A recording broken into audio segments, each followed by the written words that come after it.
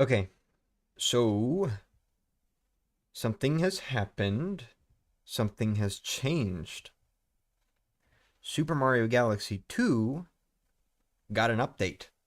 And that is why we are here today. We are here today for Super Mario Galaxy 2's update. Anyway, so this is not going to be any sort of important stream. If you're seeing this after the fact and wondering, hey, where the hell was the announcement and why is it so early and all that, this is probably gonna just be like 30 minutes. Like this is not gonna be a big stream, like at all, at all. It is not gonna be a big stream. Um, Actually, hold on. Let me check something real quick. Sorry, I'm gonna interrupt myself for just a moment. Just one little moment, little itty bitty moment. One moment. Please, if I could move slightly faster. Oh, okay. Right. Right. All right. Anyway, um, so to continue my explanation, sorry, uh, Super Mario Galaxy 2 got an update, which we are now going to download right now on stream, and it added something. That is why we're here. Something has been added to Super Mario Galaxy 2. And we are going to check it out. It is not very big. It will not be some sort of challenge that will hold me up longer than I expect to be here. It's nothing of that sort. We are just checking out the new stuff they added to Mario Galaxy 2 just for the sake of having it on this channel because I was very thorough with when I played Super Mario Galaxy 1 plus 2 when they first released. So I might as well, just for the sake of having it, but otherwise, I probably wouldn't be doing this. I'd probably be doing like a video or something, but this was not something that I ever like cared enough about to put on my main channel, so I'm not gonna put the effort into making a video. But anyway, also let me go ahead and just whoop. There we go. This is the correct form for Galaxy 2 because this is the form I was in when I played that game. Anyway, let's go ahead and go on in.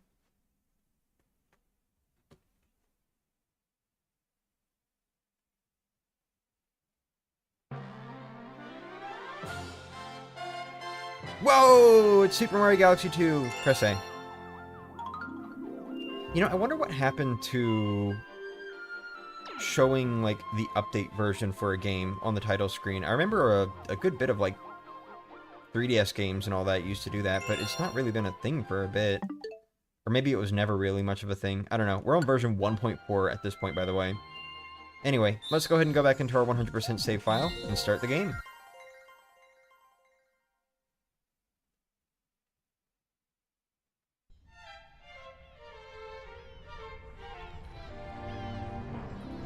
Holy moly, it's Rosie. And what you got? Let me turn the game volume down just a tad. Sorry about that.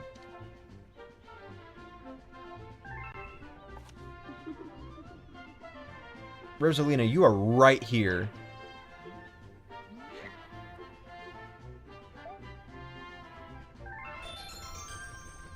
Crazy. She's literally right here. And I'm one star bit short of the max? Why am I a star bit short? What did I do? Hold on. This is so stupid. I hate that I'm doing a stream for this. There we go. Alright. So, the new content. We have to just do literally anything right now. I'm not even joking. We just have to get a star. It does not matter what star we get. Let's just get one of them. So we'll go ahead and grab, fuck it, let's do beat block. Wait, can you not do that?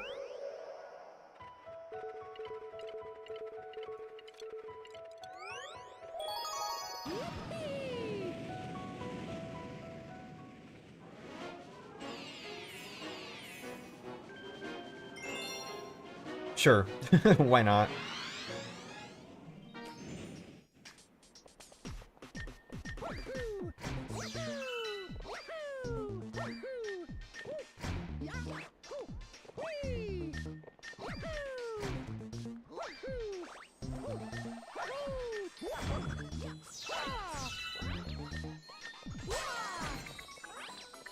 No, don't do that.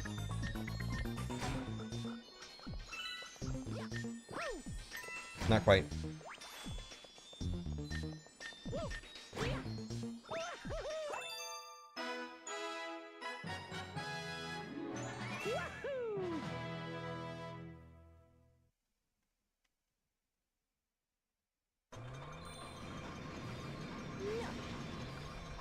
Whoa! What's this? We're in the engine room? Wonder why.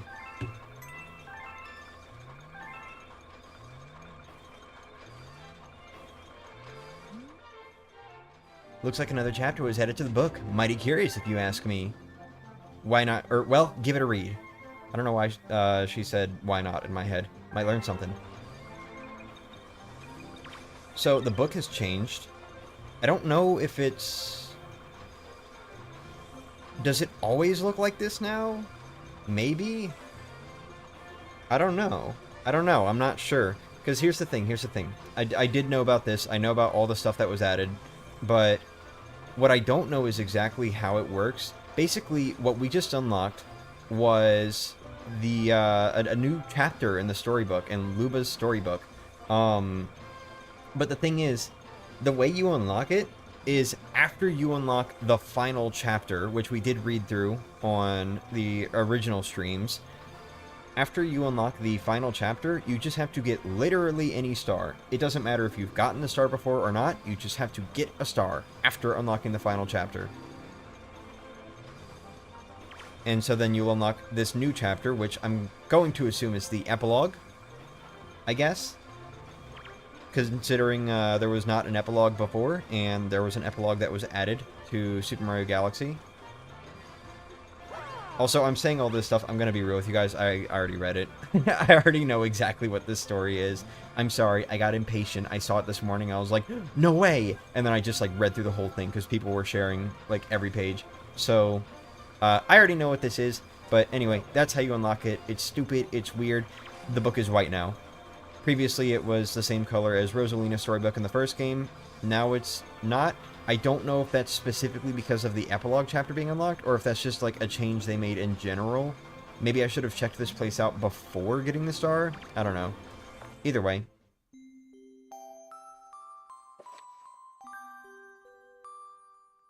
Epilogue. Journey.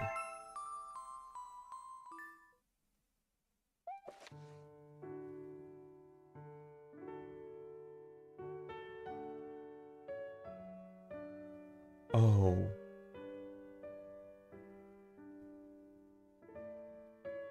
We're just gonna listen to this for a sec.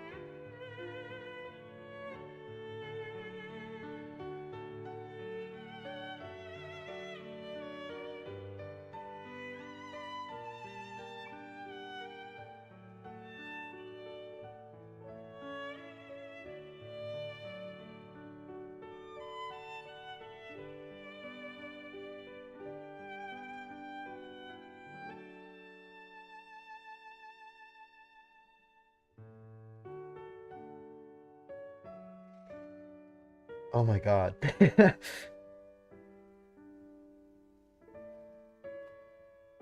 Sorry, I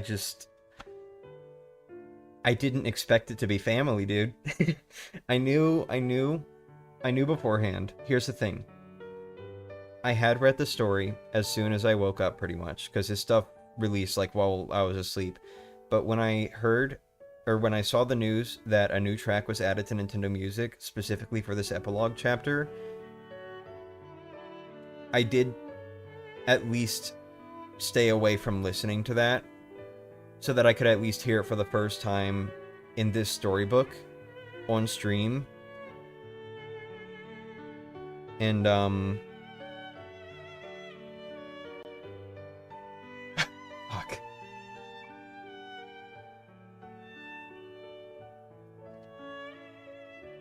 Sorry, family is just,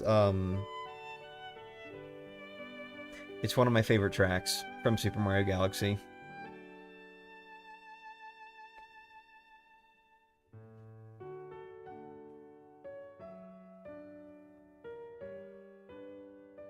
I can't move forward.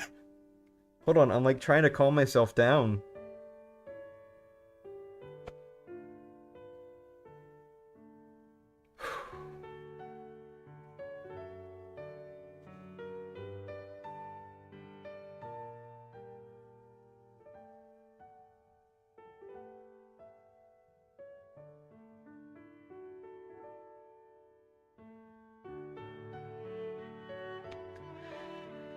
God, that fucking violin is such a punch, dude.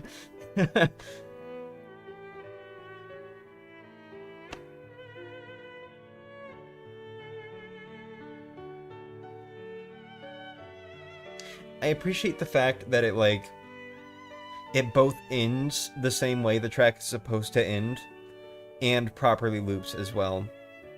I really appreciate that.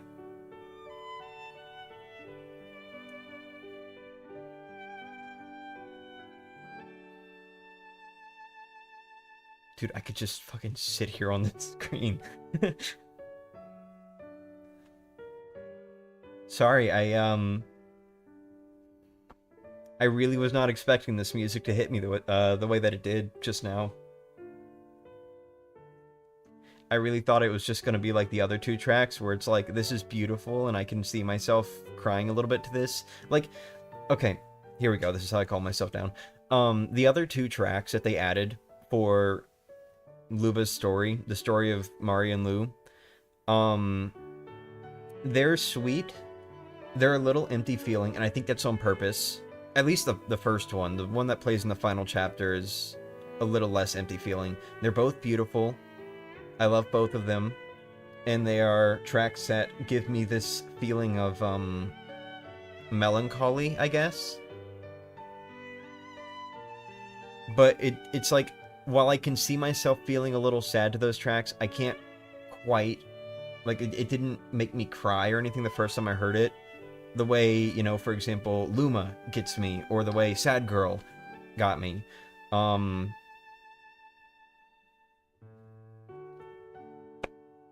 Fuck, man. This track got me. This track actually hit me. I did not expect that. Okay. Let's see if we can get through reading this. So, following the entire storyline up to this point, Mari and Lou were separated. Mari turned into a star, started traveling through all the universes, eventually started losing herself a little bit. Lou, meanwhile, could not turn into a star. She was stuck. She kept trying to search for her sister, her twin sister, but... Oh, hold on. She kept trying to search for her twin sister, but just could not seem to find her. Eventually, she formed a band of Lumas. She built a ship. Sorry. And they set sail, and she changed her name to Luba, and there was this whole thing where she met the Lady of the Stars, and the Lady of the Stars was reminded of her own past, all that sort of stuff, just to catch you guys up on the story so far. But, with all that in mind, that night the Lady of the Shooting Stars had a premonition that a new star would soon be born. Usually, on an occasion like this, she would invite a crowd of Lumas to the kitchen to celebrate, but this time she decided to wait in the garden alone. In the grassy field below the night sky, only the sound of the wind could be heard. Sitting there reminded her of the first time she spied the hill through her telescope. In the garden, she could take in her surroundings with a peaceful heart. On this night, she spotted two streaks of light in the inky sky. Looking more closely through her telescope, she saw that one was blue and flying like an arrow. Chasing it was a purple light. The two lights never touched, nor did they part. In fact, it looked like they were playing. The two lights began circling each other gleefully, as if they were dancing. Their pace got faster and faster, and their light grew brighter and brighter, until with one burst, they transformed into two suns. The twin stars continued to circle each other, bathing the garden with warm sunlight. As the sky turned blue, the sound of the wind seemed to turn into a waltz. Hello, new stars. It's nice to see you. A starbit fell from her eye. And also, welcome back. Then she heard a voice down by her feet. Don't cry, okay? Your mother's waiting for your tears to dry. The lady kept her gaze upon the sky. I know, but these newborn stars are so beautiful. It's hard not to be moved. Their light is so new and bright. And they're pulling each other together so strongly. Their orbit ensures they'll never part. She wiped a starbit from her eye. They each found their special someone. But when will I meet my special someone? The girl asked sadly. The lady's voice was kind. The strongest force in all the universe is a heart that never gives up. The girl regained her brightness and gripped the lady's hand. Yes, I think that's how we must be. The lady squeezed the girl's hand in return. And with that, the Lady of Shooting Stars went back inside, where she was met with a great number of Lumas in the bedroom, awaiting a bedtime story from their mama. Ever since that day, the sun's light fills the garden, and it's said that the wind whistles through the meadow to the tune of a waltz. The end.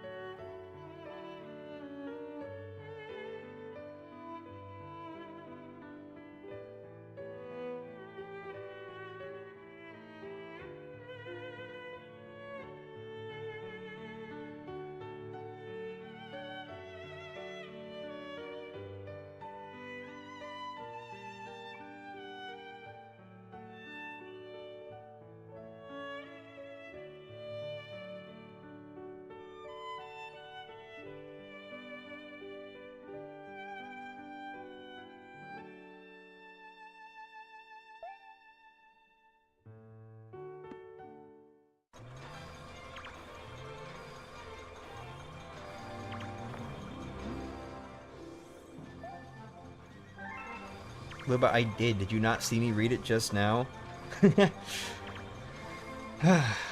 Okay. Dude, that was so hard. That was really hard for me to do without just starting to cry again.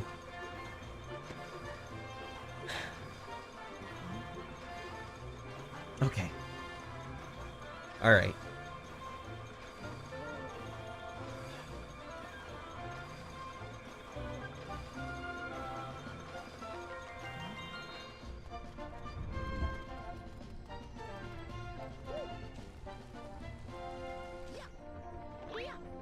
Do you have anything new to say? Fuck. I want to give you my thanks. Yeah, sure. Alright. What about you? Alright. So, I find the release of this story a little interesting. The story feels like a conclusion to both stories in general and not directly related to the second one. Yeah, for sure. For sure. So, if you don't mind, Andre, and I know nobody else is here, but anyone who happens to watch this VOD after the fact, I would kind of like to just talk about the stories for just a moment. Don't you start yawning. So, I found them interesting. I found them very interesting.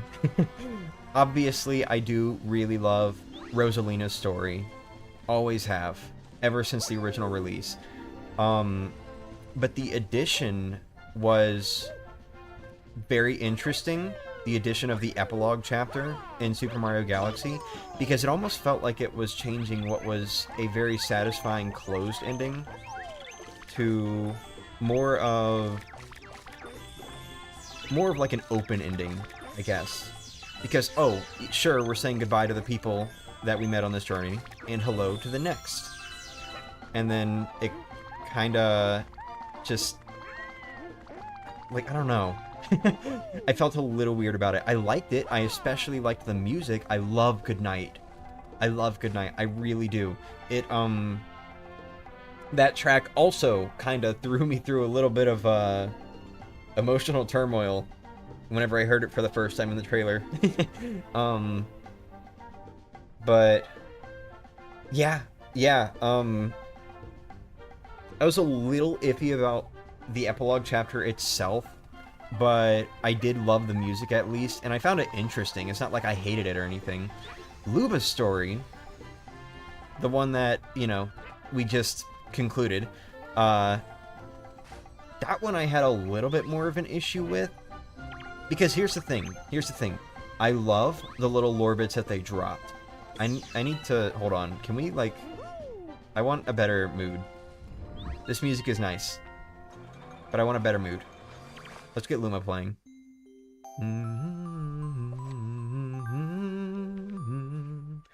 So, Luba's story I found very interesting because it sort of gave us a bit more lore, kinda. Like, here's the thing. When it comes to the Lumas, we already kind of knew this. We already kind of knew that they were like this, but, you know, the Lumas, they make it their whole goal to become something, you know? I mean, even if nothing else, we at least learn that in Rosalina's storybook. It's their whole thing. They want to become something, something greater, to continue the universe, continue the cycle of the stars, all that sort of stuff. Everything that the first Super Mario Galaxy was about. And we kind of see a little bit more of that with Luba's story, with what happened to Marie, and how Lu could not. She was just completely unable to follow her sister, and what happened to her sister was the exact opposite. It was like, almost like she had no control over it. And I liked all the little lore bits because they gave us a little bit more of what happens after they transform, after that transformation. Because originally it was like, sure, these Lumas exist, but it's kind of unclear what happens after they transform. Like, are they a launch star forever? Are they a planet forever? I mean, I imagine there's not really coming back from being a planet or a galaxy or whatever else. Like, that's just what they are now. They're sacrificing themselves to become these things. But apparently, that's just their body. I don't know, it's a little confusing, because the Lumas that turn into launch stars and stuff like that, they're still able to talk. They're still able to talk to Mario. But, or at least I think so. I think I remember something like that in, like, the earliest parts of Galaxy 2. But, you know, it's still, like, what happens to them? I guess they're just gone, but apparently, according to Luba's story, they're not. According to what happens in final chapter, we see that they are actually just reborn in a new world. And it continues over and over again. They exist. They begin to grow. They eventually become a star, or become a galaxy, or a planet, or whatever else. And then they're reborn in a new world, and the cycle begins anew. Okay. Sure, that fits. That tracks. That fits with what Rosalina describes at the end of Galaxy 1 when she's floating there like a goddess over Mario. That makes sense. And I especially love the fact that, like, this story was about Luba because she didn't really have an emotional backstory like Rosalina did originally, so it's nice that she has that now, I guess. And I don't know. It was quite short. We got 3 chapters focused on Luba, and she sort of got her open ending. Like, oh, I'm Luba now. I'm not Lu anymore. I'm Luba, and I've grown and changed without transforming. And I'm gonna find my sister, and I'm gonna do it. I'm the captain of this ship, and that's awesome. That's great.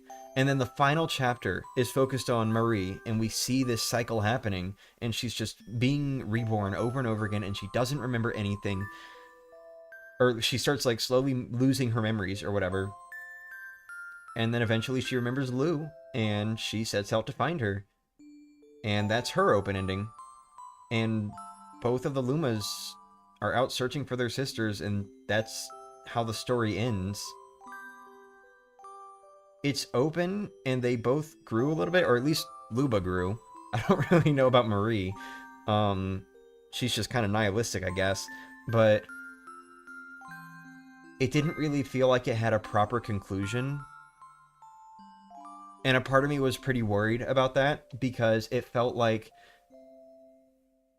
it was potentially trying to lead into something. You know, I remember, or all of you who are watching this, if you watched the original streams, you should probably remember that I have my theories. Ooh, shit. Just bumped something. I had my theories that this was going to be a tie-in to the Super Mario Galaxy movie. Or if it wasn't the Super Mario Galaxy movie, then we were probably going to get, like, finally maybe not a Galaxy 3, but just some sort of game that follows up on this, you know, gives us a conclusion. It's building up to the next 3D Mario. Luba's gonna be in it, and Luba's gonna find Marie. It's gonna be a big emotional climax. Whatever, you get the idea. That was kind of my theory. It was either gonna be a new game coming soon that would involve Luba and Marie, or it would tie into the Mario Galaxy movies plot. And I'm so grateful that it turned out to be neither of those. I know on my most recent stream, on my main channel, the 1000 Year Door Extreme Randomizer, I was just going on about how much I want there to be continuity between Mario games again, because I really like it when there is proper continuity, and not just, you know, here's an idea, let's make it vaguely continuous of something from before, but not properly elaborate on it in, like, a way where it can actually properly tie in, and it's just not confusing to players. Looking at you, Donkey Kong Bonanza. But anyway, despite the fact that I am wanting that sort of continuity again, I am very glad that that is not what happened here. Because that was beautiful. That was a beautiful ending, you know? Rosa and Luba didn't find their loved ones, but helped Mario find his loved one twice. Yeah. So, of course, Andre, I'm pretty sure you've seen the Mario Galaxy movie, but just in case you haven't, you might want to dip out at this point, say bye, or good night, or whatever. But, I'm pretty sure you've seen it. That said, anyone watching this VOD, if you haven't seen the Mario Galaxy movie, I am going to start talking spoilers now. And this is something that has been a huge reveal to the point that everyone is talking about it, and it became even more talked about. 3, 2, 1. Rosalina and Princess Peach are sisters. The Super Mario Galaxy movie did not follow up on Luba's story at all, like I was kind of expecting it to. I thought maybe there was going to be something, because there were so many parallels between the Lumily in the first Mario movie and Marie in the Mario Galaxy 2 story, that I thought, okay, this is going to be like the big thing. They're going to incorporate the ending to this story into the movie. Luba and Marie are going to be reunited. It's going to be this huge thing, and only people who played the Mario Galaxy 2 remaster are going to fully understand it, or something. I don't know. But I was thinking they were going to try to do that, and they didn't. And I'm going to be honest, my opinion on the Mario Galaxy movie is it's a good movie, it's a good Mario movie. It's a little bit of a mess, it's a little fast-paced, and well, actually, I guess if there's any time to talk about the movie, it would be right now, wouldn't it? I don't think it's a good Mario Galaxy movie. Like, seriously, I genuinely, as someone who grew up with Super Mario Galaxy and Super Mario Galaxy 2, I really thought there would be a bigger presence for Super Mario Galaxy in that movie, but somehow it didn't really feel like that at all. And the thing that is the reason why I'm upset is not because I feel like Mario Galaxy has the greatest story ever. It would have made for a perfect movie. No, I acknowledge the fact that that game still only barely had a story, even if it was a little bit more of a story than Mario games usually have. But even among the barely little bit of a story that was there, even still, the movie just didn't. It didn't really adapt it. Like, there's so much stuff from other Mario games, especially Mario Odyssey. There's so much from Mario Odyssey that is, like, just picture perfect. Like, the first scene we see of the Mario Brothers is them arriving in Tostarena Town, and it's bigger. It's bigger than it was in the game, and the inverted pyramid is much closer. But it's like perfect. It looks like how Tostarena Town looks. It's amazing. I was so excited seeing that. I was like, there's no fucking way, dude. This is gonna be awesome. And later on in the movie, again, big spoilers here. If you haven't seen it, please click off now. If you care about that sort of thing, if you care about not being spoiled. Later on in the movie, we have, just like the fucking Fossil Falls and Yoshi having to carry babies around on his back, running away from the T-Rex, and Fossil Falls looks not, like, identical to how it looked in Mario Odyssey, but very similar. Very similar. The T-Rex looks like the same. It's this whole thing. This whole thing. It's perfect as Fossil Falls. Much later in the movie, the Ruined Dragon, it doesn't exist in the same way that Fossil Falls doesn't exist in the same way it existed in Mario Odyssey either. I think Tostarena is the only location that really does, or the only thing that really does. But like, Fossil Falls is its own planet, so sure, whatever. And the Ruined Dragon shows up, and it doesn't exist in the same way it does in Mario Odyssey either. The Ruined Dragon, it kind of was just like fucking, I don't remember what the lore is, but it's detailed in the brochure for the Ruined Kingdom. The place was called Crumbledon, or it's called Crumbledon now, maybe, or something. The Ruined Dragon just showed up and wreaked havoc and just destroyed the whole place, and now it's like that kingdom is its home, or whatever. And then it shows up in the movie as like one of Bowser Jr.'s painting things, and it looks perfect. It looks like the Ruined Dragon. And it's even playing like the Ruined Dragon theme, and it's amazing, and it's beautiful. And, like, the Super Mario Odyssey presence in this movie is so awesome. Even much earlier, there was, like, a point where they were at, like, this spaceport in Super Mario... Or, what the fuck? This spaceport in the Gateway Galaxy. And they get to the... Peach and Toad get to the top, and it's just, like... Here are all of these creatures from Odyssey, and here's the theme of, like, the Odyssey taking off. It's amazing. They did so much for Super Mario Odyssey. And the final battle takes place in Space Junk. And Rosalina gets kidnapped. And Honey Hive is more like this proper kingdom and not at all like how it actually looked. Like, I thought it... When I first saw it, I thought it was like Honey Bloom Galaxy or something from Galaxy 2. No, it's supposed to be Honey Hive. That is, like... It's got similar plants, but that is not how Honey Hive Galaxy looks. And the fucking... Honey Queen, she definitely did not have, like, this very regal, off with their heads type attitude in the game. Like, that's just complete character assassination. She was very sweet, almost a little too sweet, like Honey. And she didn't have, like, this big palace. She had, like, this open pond area that she would usually be at in the games. And so, to me, it's just kind of like... The only thing that I really feel was very faithfully adapted was kind of the first act of the movie. Like, it's still a movie. Just realized, like, almost half the stuff is Odyssey stuff. Yeah, it's still a movie that's going to take creative liberties and stuff like that. But the first act of the movie, we just start out with space and the Comet Observatory, and it looks beautiful and it's wonderful. And Rosalina is in the library. She's getting ready to tell the story of Princess Peach to the Lumas and everything, and the Luma theme starts playing, and it's awesome. And then Bowser Jr. shows up in Mega Leg, and there's this whole fight that shows what Rosalina is capable of, but then a Luma gets theirself caught up in it, and she just, her motherly instincts over the Lumas activates, and she, like, tries to pretty much save the Lumas. And she, like, it's very well done. That's the best way I can really describe it. It's very well done. And then we have Mario and Luigi in Toast Arena, and that whole thing happens, and they find Yoshi. And then the Star Festival happens, but it's not the Star Festival, it's Princess Peach's birthday. So we got a little bit of New Super Mario Bros. Wii being mixed in here. But it's still presented similarly enough to the Star Festival that I can kind of see it like, okay, you know, this is fine. This is great. Right?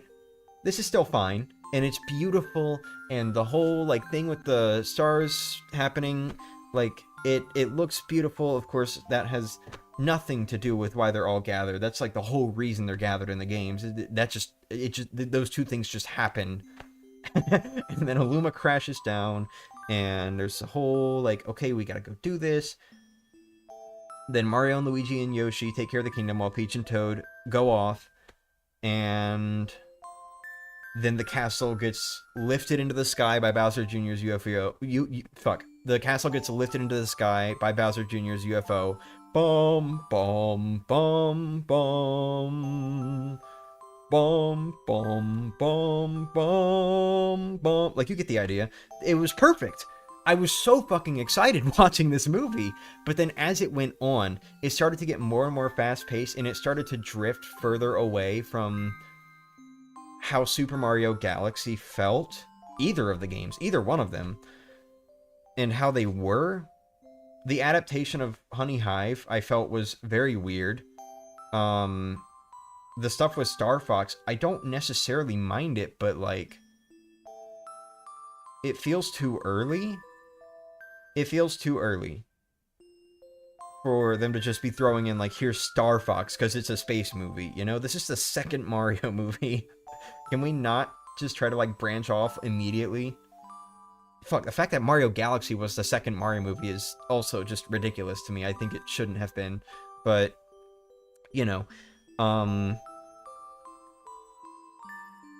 the movie just keeps going on, and it's like there are these amazing adaptations of the Odyssey stuff, but the Galaxy stuff is just drifting further away, and it's only really the Galaxy stuff in name, I guess. Because now we've got Star Fox segments, and we've got Fossil Falls happening, and Bowser Jr. is trying to impress his papa in a way that's like, I'm gonna kill the bros, kinda, and Bowser's conflicted, and the movie starts moving faster and faster, and I really enjoyed a lot of the movie. I really enjoyed watching it, and I was still very excited when they did eventually get to Space Junk Galaxy. But, like, it's Space Junk Galaxy. That's, like, the first galaxy of the second dome in the original game. And that was a very messy, but peaceful and cosmic feeling galaxy in the original game. And this is where the final battle is taking place in the movie. This is Bowser's planet. And we're playing the music of Bowser's Galaxy Reactor. And Bowser's planet is also very World Bowser inspired, like from 3D World. And the final battle is Bowser on the drawbridge, so it's Super Mario Brothers, but then he becomes Dry Bowser, and it's Dry Bowser and Bowser Jr., so it's very similar to what happens in the first New Super Mario Brothers game. Even though, of course, that final battle, Bowser does get his flesh back before it happens. But it's still very similar to how, like, New Super Mario Brothers' finale plays out. And Dry Bowser gets collapsed, and Bowser Jr. summons the Ruined Dragon instead of Gobblegut. There was literally a big Mario Galaxy dragon right there. They could have had him summon Gobblegut from the paint. And he summons the Ruined Dragon from Odyssey. And all of this is happening in Space Junk Galaxy in a World Bowser-like area with the Boomsday machine, and the Boomsday weapon looks nothing like how it did in Galaxy 2. It's like the entire movie just leads up to this climax that has nothing to do with Mario Galaxy itself beyond just a few vague similarities, you know?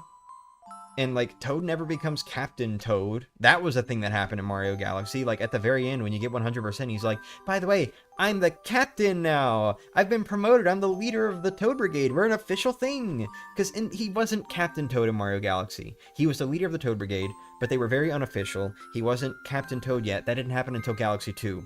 But he got promoted at the end of Galaxy 1. But despite the movie leading up to Toad being Captain Toad, with like Captain Toad's theme playing and everything, it never happens. It's like all these things that happen in Galaxy, there's not a whole lot of them, but like the movie just, it's so active and fast paced when Galaxy is so slow and melancholic.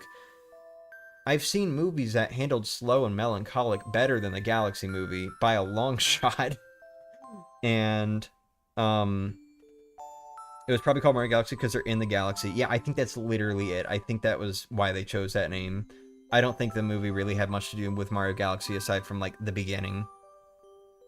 But it's just like Rosalina gets less screen time than Fox McCloud, and then there's the big drop. And I know I went off on this huge ramble here when I was in the middle of talking about the storybook. I went off on this huge ramble about how I feel about the Mario Galaxy movie, but it was all kind of to circle back to this massive lore drop that they had in the middle of the movie, that Rosalina and Princess Peach are sisters. And my jaw just dropped to the fucking floor the first time I saw that. And it's not like... It's...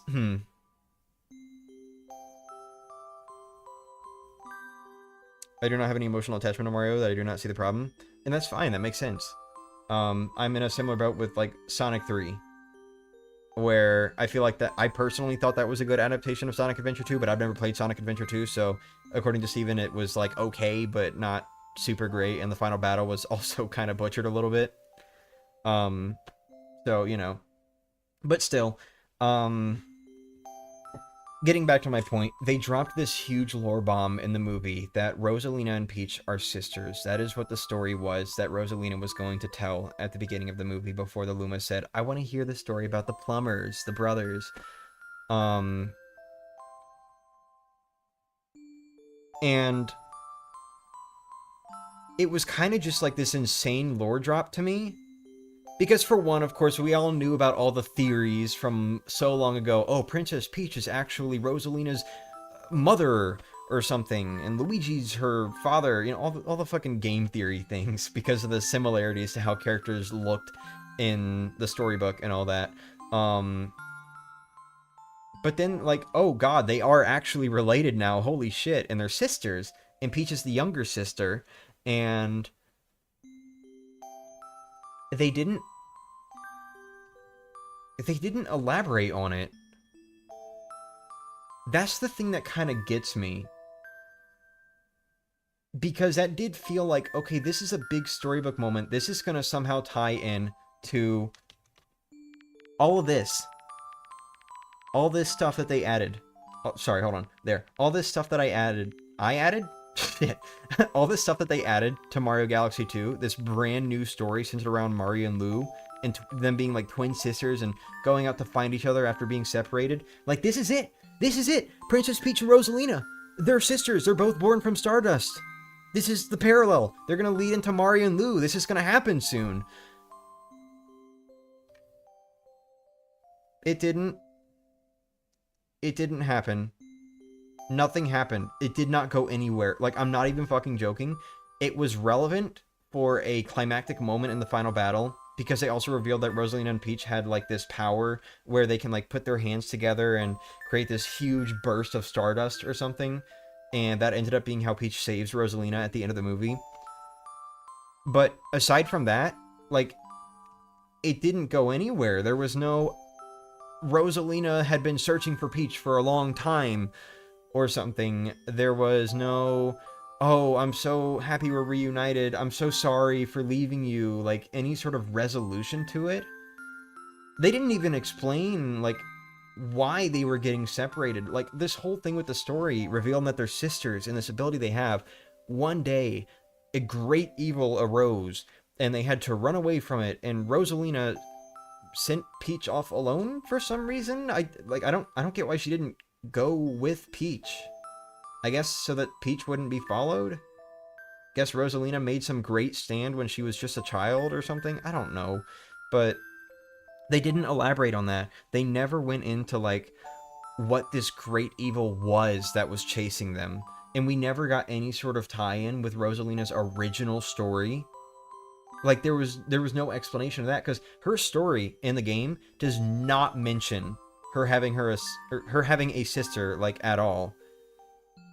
She had a brother and a mother and a father, and the mother passed away and she's sleeping under the tree on the hill. But we never got a follow-up on, like, her father or her brother. We still don't know, like, who these characters even are, or if we're ever gonna see them. But now Princess Peach is her sister, at least in the movie canon. And it's like, how does this relate to Rosalina's story? Like, is Peach new? Was she just born, like, shortly after the events of the story? And then they got separated. Or maybe they got separated before the events of the story, so Rosalina's all on her own, and now she's, like, searching for her mother, but she knows in truth that her mother is, you know, she's gone. I don't, there was, like, no elaboration. They didn't even say what the big purple evil they were running from was. It never got elaborated on. It was never, like, properly resolved or anything. It just felt like this lore bit that they just threw out there because, like, oh, once upon a time, they were planning for this idea for Peach and Rosalina to be related, but then they scrapped that idea because they couldn't make it really work very well. So let's bring it back for the movie and not explain anything. So I've been concerned because this story that they added to Mario Galaxy 2, it's very nice. It's a very nice little story. But it didn't have a proper conclusion, so I thought it was going to be in the movie, but then it wasn't really in the movie. There were parallels with Peach's and Rosalina's story, but this story did not get resolved in the movie, so I guess we're just supposed to assume that Mario and Lou found each other, you know? Just like how Peach and Rosalina found each other in the movie. But I don't know. Then there was that whole thing very recently where Miyamoto said that he actually wants to pursue some of the movie ideas in the games, especially Rosalina and Peach being sisters. Like, he wants to try to work that in. Of course, he doesn't really have much involvement in the Mario games anymore anyway, and he does just sometimes say things that are a little crazy, but he said that he wanted to try to incorporate it, and then now that the movie's out, all of a sudden, epilogue. All of a sudden, Mario Galaxy 2 gets updated, and there's a new epilogue chapter. And this is, like, right after Miyamoto said he wanted to pursue the ideas of the story. So I'm thinking, hey, the movie just came out, and Miyamoto just said this. I wake up and I see this, and I'm like, is this gonna be it? This is gonna be like, oh, Mario and Lou find each other, and then Peach and Rosalina, like, there's gonna be some in-game tie there. It's gonna be very sloppily done or something. Like, I really thought they were about to just, like, ruin it. But then, just now, to circle back to the light, to the two lights, I guess, we just read that story earlier, and it was a beautiful conclusion, and it had nothing to do with the movie. So, this story had nothing to do with the movie. The movie story has nothing to do with the game story. They're just entirely separate. But what I'm wondering is, the epilogue chapter here, it doesn't really have anything to do with the big reveal of Rosalina and Peach being sisters. So, why now? That's what I'm wondering at this point, because that story very nicely just, like, wrapped up Mario and Lou's story. They found each other. And Rosalina, she, like, talks to her past self, almost. Like, in this sort of... I don't know if it's supposed to be taken literally. Like, her past self just forms next to her or something. Or if she's hallucinating, or if this is, like, a dream. Or if it's... You know, like, I think it's just supposed to be more metaphorical. Like, she's finally coming to terms with her own past, because earlier in the story she was reminded of her own past by Luba's story, what's happening to Luba, and then everything just got wrapped up right here in this epilogue chapter, in this neat little bow. Finally just putting a full conclusion to Rosalina's story. Again, not that it didn't have a conclusion before, but that they started to expand on it, and now they've concluded that expansion. And they concluded Mario and Lu's story, and it was beautiful, and I loved it. And I'm trying not to start crying again because I just got reminded of the music that started playing. It's so lovely. I'm just asking, why now? Why? I don't understand why this wasn't in the game from the beginning. We spent all this time thinking that this story was going to be properly concluded in the movie or in the next game or something, and then after the movie comes out, they finally give us this final chapter, and it has nothing to do with the movie. They just did this. Did they not have a plan to conclude the story before, and they just, like, happened to come up with this now? Is it because it's Koizumi's birthday? Happy birthday, Yoshiaki Koizumi. It's Koizumi's birthday, by the way, so maybe that's why this is a birthday present. I don't know. I don't know. I don't get why this epilogue chapter is coming out now, and it wasn't just part of the Galaxy 2 remaster to begin with. It's confusing to me. I don't really get it. Read it again, I missed it? No! Just rewind to like 11 minutes into the stream or something. That's when I started reading it. But anyway. I don't know. This stream's going to end pretty soon anyway. I'm not going to keep going for much longer. This is already longer than I was expecting because I just kind of started rambling about the movie. I kind of got off topic a little bit. Oops, sorry. But, yeah. Yeah, it was beautiful. It was a very beautiful little ending, and I especially love the music that came with it. The new theme that's like a rendition of Family. And it's on Nintendo Music. They added it immediately, so I don't have to wait to listen to it. Good. But, yeah. It's very nice. I am glad that they are separate. I am very glad that they are separate. I am so glad that this is a contained story. Continuing off of the first game, but still a contained story. And does not tie into future things. I'm very happy. And for those of you that were here today, thank you.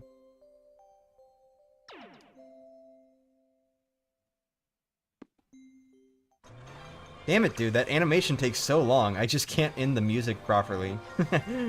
Anyway. Yeah, that was about all for today. I don't think anything else new was added, but there is one more thing in this update that I'm aware of that I want to show you all. It's not necessarily an addition, it's more like a fix, and maybe you can see it a little bit right now, but you're going to see it again. Hopefully. Oh. Okay, no, that still is not quite right.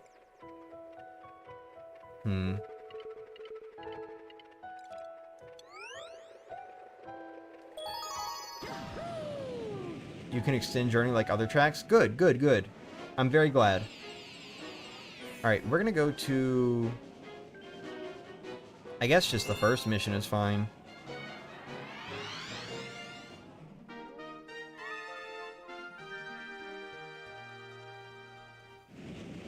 Wait for it, wait for it, wait for it.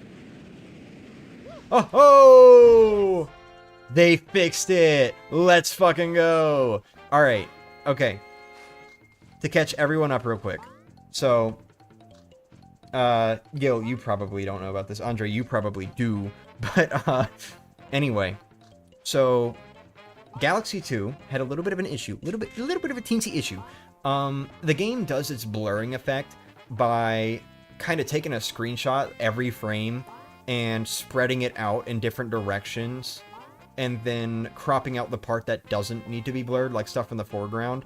And it also sort of handles certain lighting effects, like this, that way. Here's the thing. It is very tied to the resolution. It is very tied to the resolution of the game, and the original game ran at 480p, and so as you can probably imagine, it broke a little bit. Not entirely, because here's the thing. They did update the blurring effect to actually work with 1080p on the Switch 1, but then the Switch 2 got a little update for this game that increases the resolution to 4K, and that Switch 2 update That is what was sloppy. The Switch 2 update did not properly adjust the blurring effect, and so instead of having like blurry lighting here, instead what it looked like was just this really broken crystallized lighting. It kind of looked a little cool, I won't lie, but it definitely wasn't how it was supposed to look. So this update, they finally fucking addressed that. It looks a little odd on like the sides of the screens because of how the blurring effect works. And I guess they didn't apply it everywhere because it still looked a little weird when I zoomed in on a Galaxy. But look, the lights are blurry now like they're supposed to be. They're supposed to be blurry. They fixed it. They fixed this issue in like probably this one spot. But they fixed it. They fixed it. So there we go. Good update. Very good update. I am very happy with version 1.4.0 of Super Mario Galaxy 2 on the Nintendo Switch plus Switch 2. Whoopee. Very, very happy. This was a good update. I liked the storybook chapter. Wish it was in the game from the beginning. I don't see why they held it off, but I liked the storybook chapter, and I like the fact that they actually fixed this issue so it doesn't look really fucking weird anymore. That's awesome. But anyway, of course the furry goes for the inflation fruit. There. Happy? Ooh. Ooh. Oh wait, I just realized I'm not looking at the screen. Ooh. Look, Gil. Ooh, look at this. Ooh. Ooh, it's so me. This is so me. Ooh. Who needs the fucking blimp fruit, bro? I'm good at the game. Not as good as I would like to be. Okay, take the fruit. The fruit? The fruit.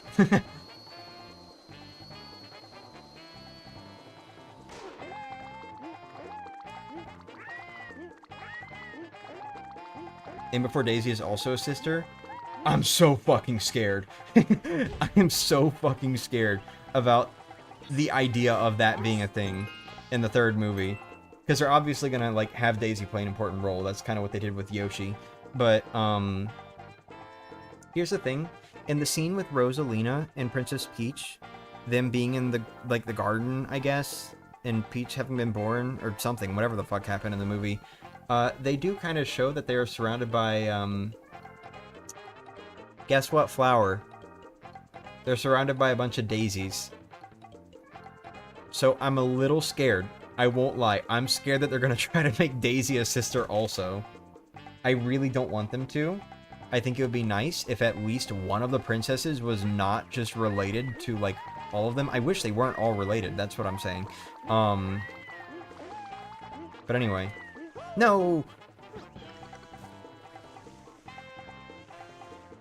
Yoshiko after roaring a round friend. Can I be a round friend? No, I'm being bad at the game.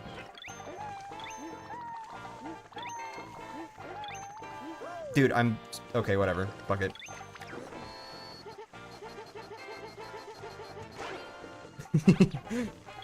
Anyway. I'm good. Let's return to map now. It even looks a little broken on the pause screen.